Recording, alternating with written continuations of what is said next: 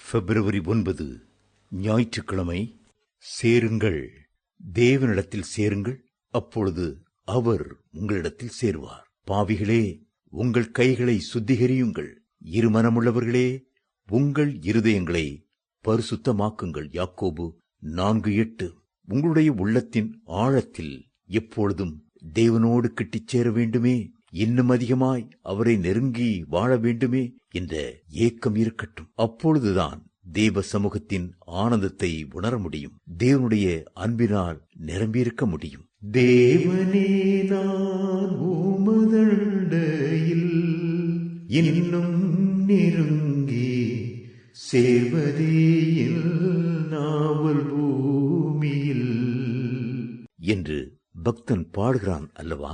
அதுபோல தேவ சமூகத்தில் முழங்காற்படியிட்டு அவரை அன்போடு நோக்கி பார்த்து, அப்பா, நான் உம்மை நெருங்கி கிட்டிச் சேர வேண்டுமே, பரிசுத்தத்தில் ஜெப ஜீவியத்தில் உம்மை நெருங்கி கிட்டிச் சேர வேண்டுமே, உம்மோடு ஐக்கியம் கொள்ள, உம்மேல் நிறைந்திருக்க இன்னும் நெருங்கி கிட்டிச் சேர வேண்டுமே என்று கேளுங்கள். பக்தனாகிய யாக்கோபு எழுதுகிறார், நாம் தேவனிடத்தில் சேரும் போது நிச்சயமாகவே அவர் நம்மிடத்தில் சேர்வார். வேதம் சொல்லுகிறது, நீங்கள் கர்த்தரோடு இருந்தால் அவர் உங்களோடு இருப்பார், நீங்கள் அவரை தேடினால் உங்களுக்கு வெளிப்படுவார், அவரை விட்டீர்களே ஆகில் அவர் உங்களை விட்டுவிடுவார். 2 நாளாகமும் 15:2. இதை குறித்து இயேசு கிறிஸ்து புதிய ஏற்பாட்டில் ஒரு அழகான ஓமையை சொன்னார். கெட்ட குமாரன் ஓமையை நீங்கள் அறிந்திருப்பீர்கள். தன் தகப்பனிடத்திலே சேரும்படி கெட்ட குமாரன் தீர்மானித்த போது, கெட்ட குமாரனை பார்க்கிலும் தகப்பன் அதிக சந்தோஷத்தோடே மகனுக்கு எதிர்கொண்டு ஓடி வந்தான். வேதம் சொல்கிறது,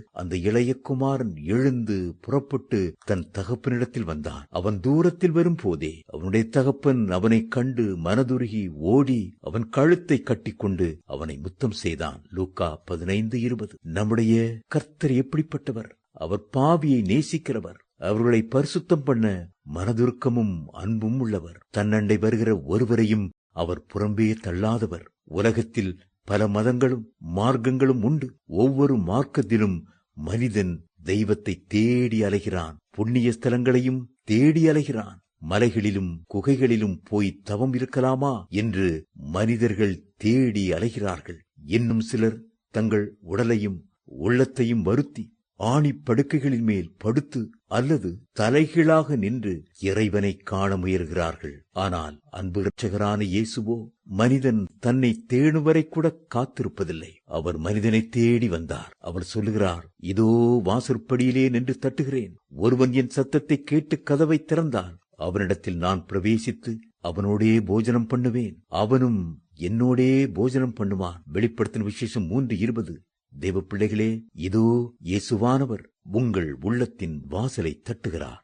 மனம் திரும்புகிற ஒரே பாவி நிமித்தம் பரலோகத்தில் மிகுந்த சந்தோஷம் உண்டாயிருக்கும் என்று உங்களுக்கு சொல்லுகிறேன். லூக்கா 15:7.